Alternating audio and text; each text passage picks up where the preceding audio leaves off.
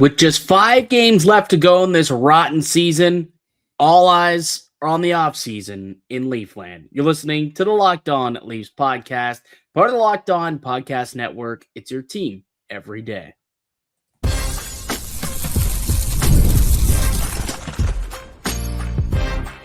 You're Locked On Maple Leafs, your daily podcast on the Toronto Maple Leafs. Part of the Locked On Podcast Network, your team every day.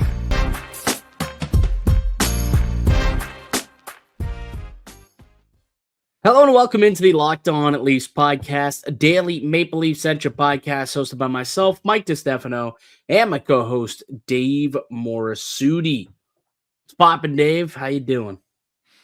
Well, yeah, you said in the intro, it's a countdown, man. Yeah. It's been a brutal last few weeks week. You know, not just the Leafs, but we got Jays. Jays stink. They can't hit the baseball. The Raptors, I mean, they can't get a meaningful win if their life depended on it. And now you got the Maple Leafs. It's a countdown. You can count the games remaining on one hand. It's been a decade since we've been in this situation for the Maple Leafs, right? Like, that's 9 straight years where this team has booked a playoff spot. And I would say outside of that first year, it was pretty much almost a guarantee every season that they were going to get there one way or another, sleepwalk themselves into a playoff position. This is uncharted territories for, this Maple Leafs core. I guess the last time the Leafs missed out on the playoffs, only Morgan Riley would have been on that team. Everybody else who's in a Maple Leaf uniform has played playoff hockey as a Toronto Maple Leaf. So this is uncharted territory for kind of, the new age fans, I guess we'll call it, in the Matthews-Marner era, and pretty well everybody not named Riley too. Yeah, I mean, it's just, it has been a while since this, the Leafs have been in this situation. It's almost like when you remember back on those teams, even let's say pre-Shanahan, like there is nothing good that's happening right now, right? Like, yeah, you had a Morgan Riley, but like there was nothing else to really be proud about, right? They didn't have a number one center. They didn't really have a franchise player. They didn't have any surefire goaltending. There was like a lot, and it's just like there wasn't like a plan, right? Then Shanahan came in, and then all of a sudden things changed. Mm-hmm. Now you look at it 10 years later, yes, a lot of the pieces that were brought in the beginning are still here, get that, but it's kind of this familiar, what is the plan going forward? There's a lot of that happening right now. It's nowhere close to the situation they were in 10 years ago. No. Pre-Matthews. Well, but there are things that are getting a lot of people concerned now. Well, they're almost in a more difficult situation than where they were pre-Matthews, right? Like, at least back then they knew they had nothing. So, paying for 3-4 years was easy to make that decision because they stunk. They were terrible. They sucked. So, Babcock jumps on board and they're like, there's going to be pain. We're going to suck because we want to suck. And they did, and they bottomed out. They got the first overall pick the year before that. They had the 4th overall pick. Willie was a top 10 pick the year before that. Riley was a top 5 pick. So, you had that 4 or 5 years where they were trash. And then all of a sudden it's like, okay, we got our guys. Let's go. Now they're kind of in that mushy middle where they're not, that bad. They still have pieces that they can retool this thing. But there's not nearly enough pieces to, make it retool it easy. Like, is it possible? Sure. If you can get all the, if you can hit on everything correctly and properly and get bounce back seasons from everyone. But it's just the fact that there's still that chance that this core could maybe bounce back and do something under new leadership, under a new coach with a new GM who makes, the couple of right tweaks. And that was what makes it so difficult if you're Keith Pelly and you're choosing, all right, who we bring in as our next guy, whether it's the coach or the GM. Because I do feel like the Maple Leafs kind of need to figure it out. And maybe that's by talking with the, the potential GMs and presidents getting their thoughts and opinions and views on how they would proceed with the Maple Leafs. But it's almost as if like there's two paths and the Maple Leafs not quite sure which one they're going to go down, but based on where they decide to go down should probably dictate who they bring in at the president, GM, and coaching role. Like I don't think that there's a one size fits all guy ultimately, specifically with coaching, So I do think that they need to pick a direction and decide where they're going to go. And it's not as easy to pick that direction today as it was 12, 13 years ago when Shanahan took over. Yeah, right. And like I remember listening, I think it was on 32 Thoughts. Ellie Freeman said, like, back when Shanahan came aboard, when you talk about, remember the scorched earth plan, it wasn't just what we saw on the ice. There was a lot off the ice that was done. So you also wonder, if the Leafs truly want to go in a different direction, right? And let's say they think that maybe there is some way on the ice things can be retooled or things can get a little better on the ice. Off the ice, I do wonder how many people within the current management structure that was here throughout the whole Shanahan era are safe, right? Yeah, probably not a lot.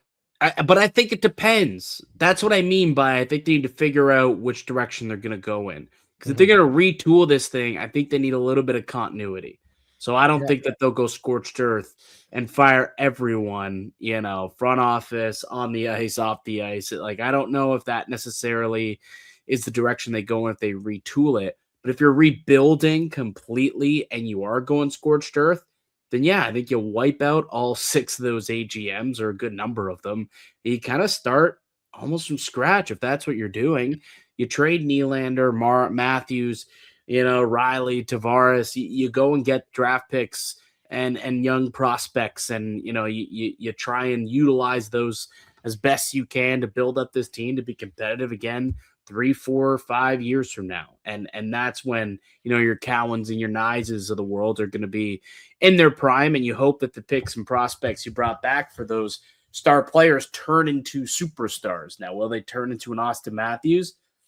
Prime Austin Matthews? Maybe not, because he was a special player, a top 5 player in the world. It's not always easy to draft and develop those guys. They're kind of unicorns, but it still might be necessary to completely move past the Shanna plan and move into a different era of Maple Leafs hockey. I don't know if there's an appetite for that.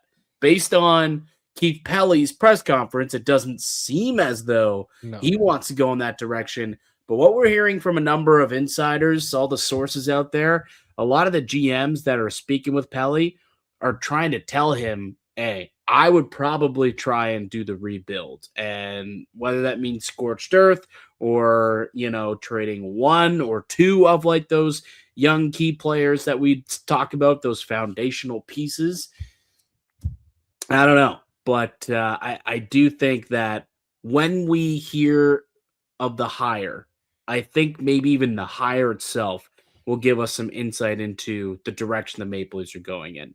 That's one thing that I kind of believe in. If we hear that it's like a young up and coming coach or young up and coming GM, analytics based, I feel as though maybe that's more of a rebuild type of thing. But if it's like a Doug Armstrong or a Mike Gillis type of president, followed by, whatever GM they bring in with a veteran coach like a Bruce Cassidy, that feels more like a retool type of situation. You know what I mean? Yeah. And that's the thing too. And like now New Jersey just pulled the trigger and are doing a new, they're cleaning up their front office with Tom Fitzgerald leading. So like the time you maybe thought you had, like now you got another team that's going to be making changes. And so you might have an idea of exactly what you want to go out and do, but now if whoever comes in or you bring in for an interview and you think is the right candidate comes and says, okay, this is what I want to do, bing, bing, bing, bing, and the Leafs like, we don't know if we're ready for all that. New Jersey could just be like, yeah, we'll give that to you. Now, the one thing that the Leafs could have to offer that maybe New Jersey and Nashville don't have are resources and the backing of a company like MLSC. Yeah. Let me ask you this, though, Dave. Let me ask you this. Yeah. If you were a free agent general manager in the National Hockey League, which situation do you think would attract you more? The situation in Jersey or Toronto? But hold your thought, because we'll come back after the break and get your answer. That's next on the Locked On Leafs podcast, part of the Locked On Podcast Network. It's your team every day. Today's episode is brought to you by FanDuel. The NHL playoffs are around the corner where every single possession matters, every matchup is magnified, and every game can swing a series. And right now, FanDuel is giving new customers a great way to get in on the action. Here's what I'm talking about. You can bet just $5 and get $250 in bonus bets if your first bet wins. The app makes it easy to follow the action with player stats, trends, and matchups all in one place. And during the playoffs, that extra insight really matters when you're looking at stars, role players, and key moments. It just makes the entire playoff experience more engaging from start to finish. Head to FanDuel.com to get started.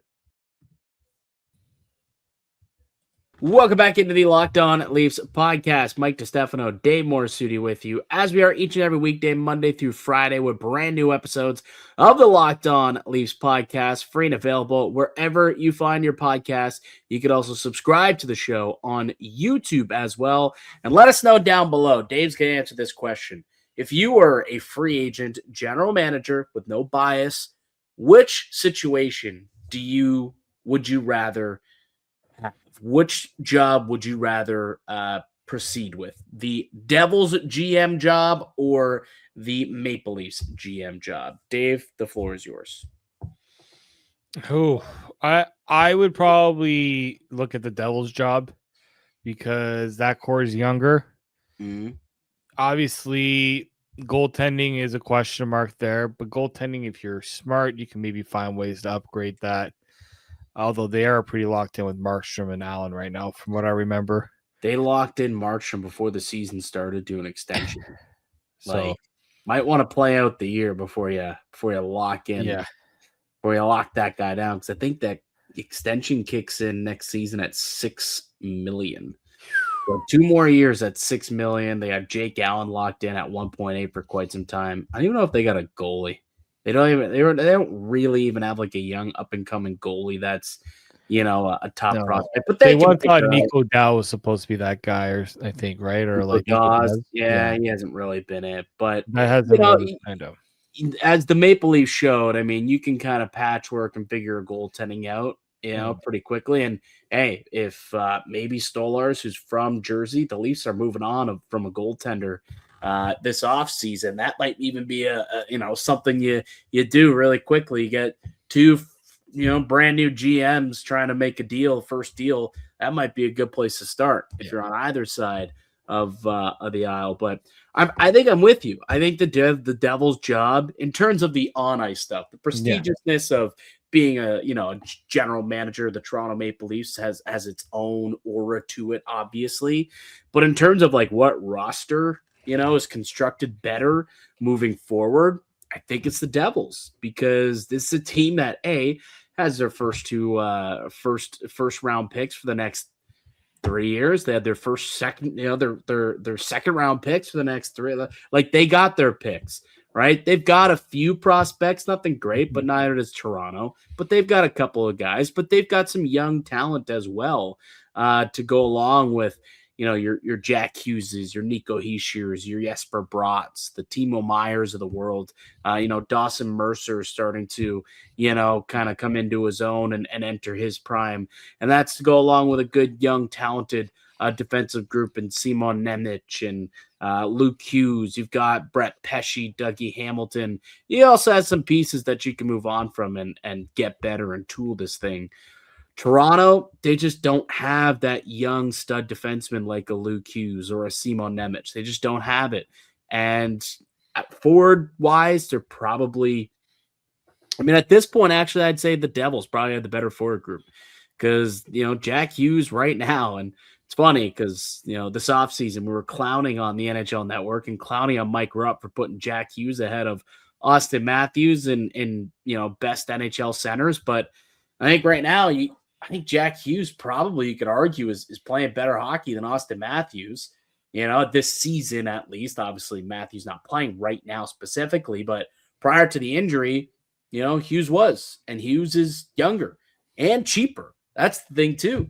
Like, they got their core all locked up at like $8 million and under. Like, these guys are on pretty team friendly deals as well. So yeah, and now all of a sudden, if you're Toronto, right, and you're hoping that you bring in a general manager or a president that wants to retool this thing, or that's what Keith Pelly wants to do, well, you're going to have some competition with New Jersey, who has a better foundation already in place. Talk about foundational players.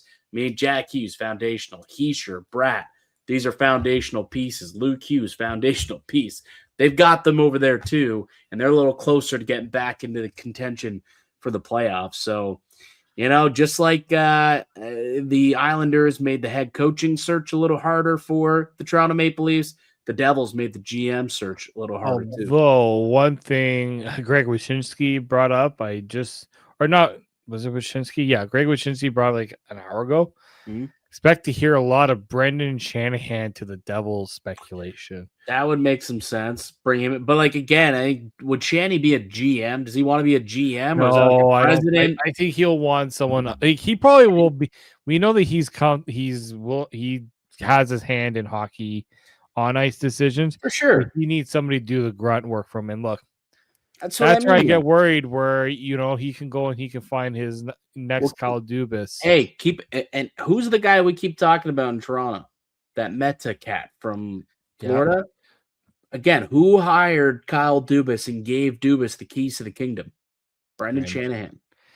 So he believes in analytics, and he's definitely feels strongly that they matter. So I wouldn't be surprised if, that Meta guy, who's a young up and coming a GM in waiting that is being linked to Toronto. Hey, Shanny could go and lock him up and bring him to be his guy with Brandon Pridham could also be that guy too. If somebody he brought in, one of the first people he brought into Toronto, right outside of Kyle Dubas, or if Toronto's going to clean house, right? Like that's Pridham, boom, move right over. If not to Pittsburgh, go to New Jersey, could end up there potentially as well. So it's not great news. When I saw that the Devils fired their GM, I think it makes things a little bit more difficult for Keith Pelly, because now that's a team and an organization that you've got to compete with when you're trying to find the top option to be your general manager or president or whatever it's going to be, or to fill your front office roles.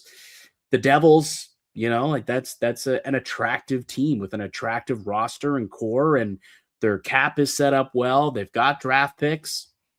There's, a lot to like about New Jersey. So I think that's going to make things a little difficult for Toronto. It is. And again, that's where in these sort of situations, you feel like you can go out and set out a search firm to go and look at candidates. Other teams are going to be like, okay, you do your search firms. We've already kind of know where can I ask you this? Who are these search firms? Do you know the answer to that question? And why are these search firms, why are they so good, I guess, at finding and filling front office roles? So I don't know any specific names of like No. I'm speaking more what's more general. Like what's the point? You're gonna tell me that this search firm has like secret knowledge that you have to pay millions of dollars for to get answers that no one else in the public could possibly know? Like what you and I are talking about the same short list that's gonna come from this search firm. Like, this is why I don't quite understand it. And anyway, that was just it's funny because there are teams who use search firms. I think the NFL had once said that they don't like the idea of doing search firms. But like the Falcons did it. They did a search firm, and guess what they told them? Go get Matt Ryan, somebody who used to play for you, right? Like that's where it ended up going.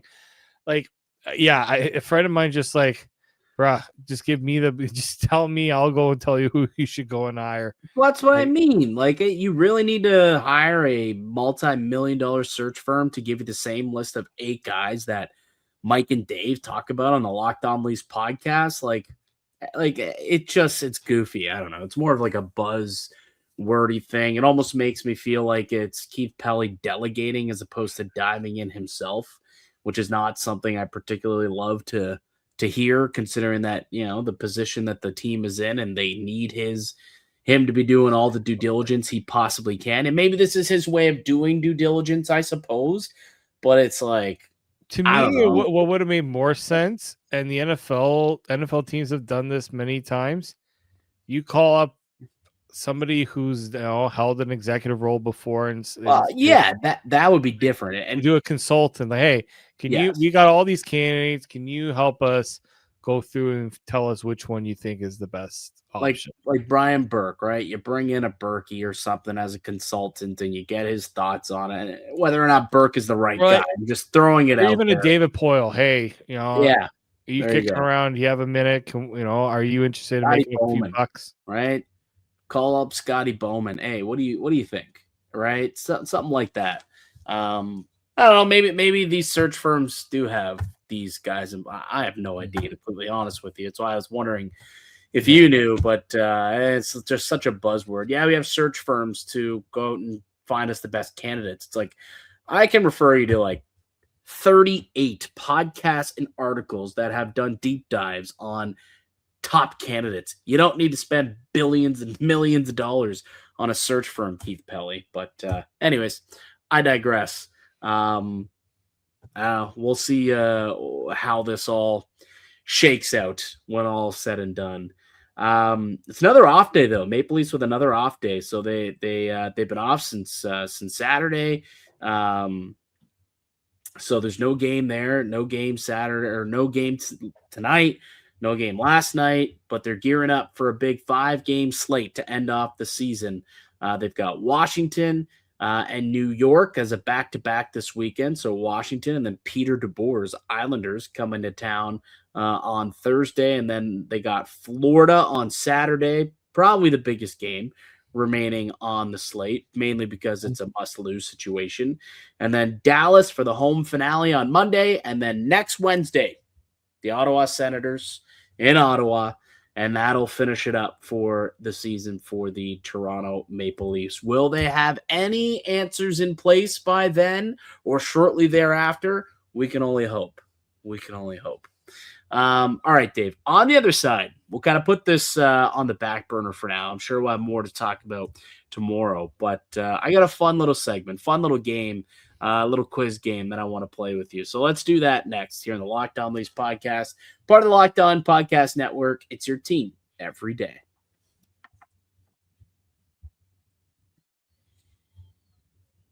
Today's show is brought to you by Indeed. Workplace chaos, deadlines stacking up, inbox overflowing, and the one person you have to fill still sitting open. When the pressure's on, you need the right hire. This is a job for Indeed Sponsored Jobs. Indeed Sponsored Jobs helps you reach the people who actually fit what you're looking for. Skills, experience, location. You're not just hoping the right candidate stumbles across your post. And here's a stat that says it all. In the minute I've been talking with you, companies like yours made 27 hires on Indeed, according to Indeed data worldwide. So if you're hiring, spend less time searching and more time interviewing candidates who check all your boxes with Indeed Sponsored Jobs. Spend less time searching and more time actually interviewing candidates who check all your boxes. Less stress, less time, more results. When you need the right person to cut through the chaos, this is a job for Indeed Sponsored Jobs. And listeners of the show will get a $75 sponsored job credit to help get your job the premium status it deserves at Indeed.com/podcast. Just go to Indeed.com/podcast right now and support our show by saying you heard about Indeed on this podcast. Indeed.com/podcast. Terms and conditions apply. Need to hire. This is a job for Indeed Sponsored Jobs. Spring is a natural reset point, and if there's one thing that can quietly cost businesses money, it's messy communication. Missed calls, scattered texts, no clear thread of who said what. That's why today's episode is brought to you by Quo, spelled Quo, the smarter way to run your business communications. Quo is the number one rated business phone system on G2 with over 3,000 reviews, trusted by more than 90,000 businesses. It lets your entire team share one business number so you never miss a call, text, or opportunity. The part I love, everything lives with one clean thread. Calls, texts, voicemails. The whole team sees the conversation so nothing falls through the cracks. And the AI summaries have save serious time by logging calls and highlighting next steps automatically. It makes your business feel more organized and responsive. So make this the season, no opportunity and no customer steps away. Try Quo free and get 20% off your first 6 months at quo.com/LockedOnNHL. That's QUO.com/LockedOnNHL. Quo. No missed calls, no missed customers. Welcome back into the Locked On Leafs podcast. Mike DiStefano, Dave Morassutti with you. And Dave, before we get into this super fun game that I'm excited to play here, and something that I'm sure we can play a lot more once we get to the off season, and we're looking for fun things to do to pass the time. Because again, the Locked On Leafs podcast, there is no off season. We're here all throughout the year, 52 weeks of the year. We don't take breaks. We don't take time off for the show. We're here. We're going to be here through the off season as well. Miroslav Holinka, you familiar with this cat? Yep. This guy, he is torching the WHL playoffs. Maple Leafs draft pick. He's got 6 goals, 9 points in the first round of the WHL playoffs. Pretty good season. He ranked 15th in points in the regular season, but now leading the WHL in playoff scoring through the first round. So Miro Holinka maybe could be another piece of the puzzle moving forward. Possibly. He is going to be eligible to go up to the Marlies, right? He is 20 years old, so he's at the tail end of his WHL or CHL career, and like this is a player that dating back to his time in Czechia, right? He had some pretty decent numbers as a junior in Czechia, like 6'2", 198 pounds. Okay, not the biggest player in the world, but that's some decent size for someone his age at 20 years old. Played for Czechia at the World Juniors. Didn't play so bad. And we know Czechia is not a bad team when it comes to developing younger players. Like it's been an underrated system, I think, for the last little bit. So yeah, been hearing a lot about him. We already know that the Leafs have brought in a couple of players with the Marlies. They're going to get a bit of a look here with the stretch end of the season. You got Tyler Hopkins. Yep. He's joining the Marlies, and the other gentleman that was joining were Harry Nancy was the other one. So both of them are signing they're amateur tryout deals. Yeah, they're PTOs or ATOs, whatever you want to call them. Yeah. So they'll get a chance, but they're still eligible next year to go down, or no, they don't burn a year on their contract. Yeah, essentially it's just a way for them to play the rest of the year without worrying about their contractual obligations for like entry levels, because most teams would just be like, yeah, just come back in September, or we'll see you at prospect camp. This at least gives them the opportunity to give them an extended look. Hopkins has been a guy that I've been very curious about, because he's been, ever since they drafted him, his stock has been kind of steadily going up. A lot of people have liked what they've seen from him. He was their third round pick this last offseason. Yeah, in 2020. Because the Leafs didn't have a lot of picks in last year. So this was like one of the guys you saw, okay, like there might be something there.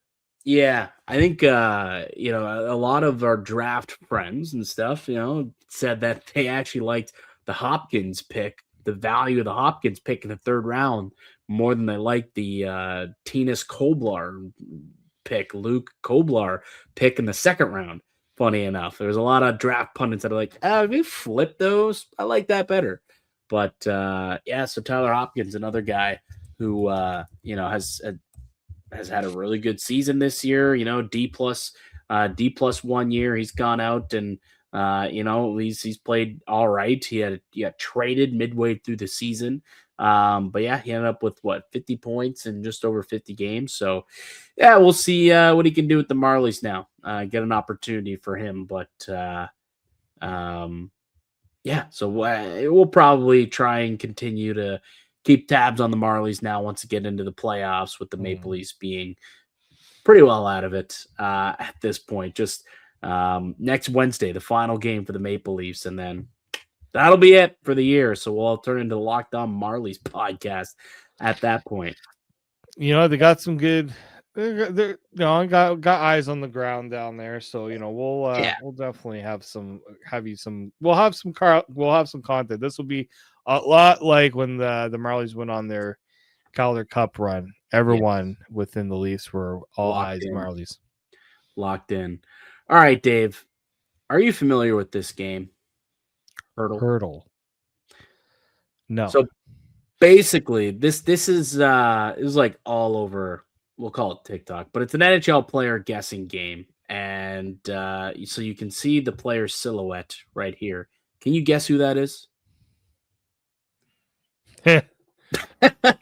You don't have to. Don't worry. That's just a hint they give you. But basically, guess any player in the NHL, and it's going to very much like the way Wordle works. When you get something right, like a letter right, but in this case, it's like a position or a number or a team or a conference, it will tell you if it's right or not. And then you get 8 guesses to try and guess who the player is. Would you like to begin? Sure. Go ahead. Give me a player. Any player in the NHL. Any player in the NHL. I'm trying to think of that image again. Dog, just go. The image is not going to help you. Okay, we'll go Jack Hughes. Talk about Jack Hughes. Well, he's a centerman. But nothing else. So he doesn't play for Jersey. He's not in the East, so he's in the West. He is older than 24. He's not an American, and his number is lower than 86. Those are the clues you have now. Who is your next guess? Let's go Canadian. So I guess you have to put, is he Canadian, like CAN? No, like a player. That's the name of player every time? Yeah. Okay, let's go Nathan McKinnon. Okay, so now I'm understanding this a little bit. Oh, that was pretty good. All right, so he does not play for Colorado, but he is in the Western Conference. He does not play the center ice position. That's big. He's not in Central. So here's what we know. He is in the he would be in the Pacific Division. He's a centerman. He is 30 years old, and he wears number 29. Gee, I wonder who that could be. That is unbelievable. For you to hit the number on the very second try is wild to me. I mean, we know who this is, right? Like, do we have to even? Currently not even playing right now because he's hurt. Yes. Be a big story, but that is Leon Draisaitl. Look at you. Wow. 3 guesses. That's it. It took you 3 guesses. What a name. All right, we'll play it one more time, because you did that so fast. I just want to prove to you that it's not that easy. You just happen to have the perfect guess with McKinnon. And there's no way I can cheat at this game because I don't even, like, I know. I don't even know who it is, to be honest with you. This is the game. We can do this together. Let's do it together. Let's start with Matthews. Okay. No, there we go. Start with Matthews. All right. So it's a centerman in the West Coast. So it's a centerman on the Western Conference, and he's not American. He's older than 28. And his number's less than 34. Yeah. Less than 34. Interesting. Okay, so it's not McDavid. Nope. It could be McKinnon, actually. Well, McKinnon would be older than Matthews, wouldn't he? Yeah, it's older than 28. Oh, sorry, yeah, older. Oh, but the number. Oh, yeah, the number makes sense. Okay, so he's on the West Coast. He's a centerman. We know that. He's older than 30, and he's Canadian.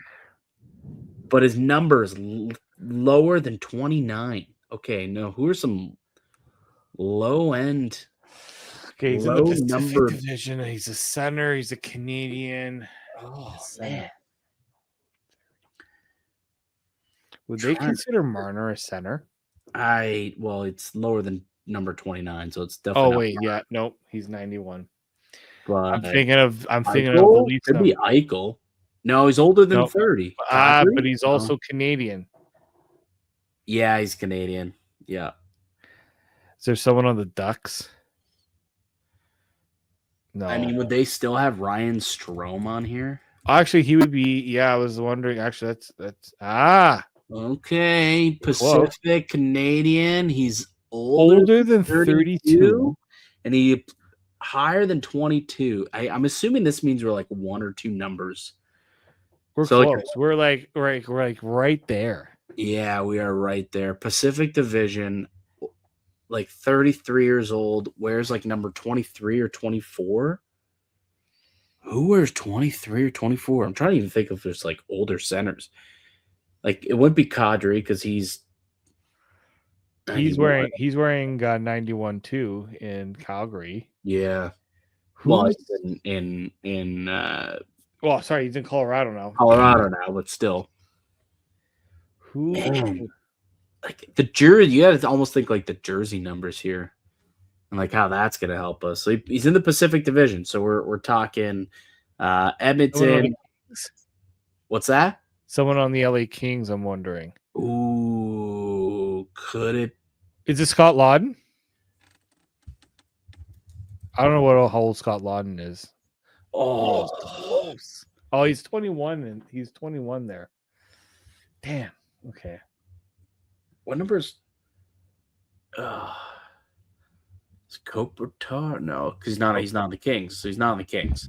Well, not only that, he's also not Canadian. No, he is Canadian. Oh yeah, Kopitar. Yeah, no. Yeah, correct. And he's also 32. Wow. I'm trying to think who was older than 32 Canadian. Like, do we have the number that's throwing me off? Because like I know, no, Adam Henrique. No, he's so he's in between. So he's not like 30, like 34, 35 centerman. Who wears number 34 or 30? Anyone on the Canucks? No. Oh, Canucks sorry, no, he doesn't wear. He's older, so he's like 32, 33, 34. Like 34, 35. They don't really have any like old, like veteran players though. Man, this is tough. This is tough. See, you got to guess the right one, but so we were close here. So he's like older than 32, so he's got to be like 33, 34, number 24, 25. Like who's number 20, 23 or 24? Who's a centerman in the NHL? Because like trying to think. It wasn't right. Strome was like the closest we got, it seemed. Yeah. Yeah. And like it's only the Pacific Division. That's correct. So it's whoever's in the Pacific right now. How old is Dano? Dano's in Montreal. Oh, he's going back to Montreal. Oh my god. I'm thinking I'm really missing out on the Pacific Division right now. I forgot that he went back to Montreal. Man. I'm trying to think who it could possibly be. This is not nearly as. Is Toffoli a center? No. This also just is not great podcasting at this point. I didn't think this was going to take this long to figure out. I still think we should put Toffoli's name in there, see if that brings up, because we have a couple of guesses left. Sure, yeah, we could put Toffoli's number in there. I mean, age-wise, he definitely. That's what I'm thinking. Like he definitely shows up age-wise, but.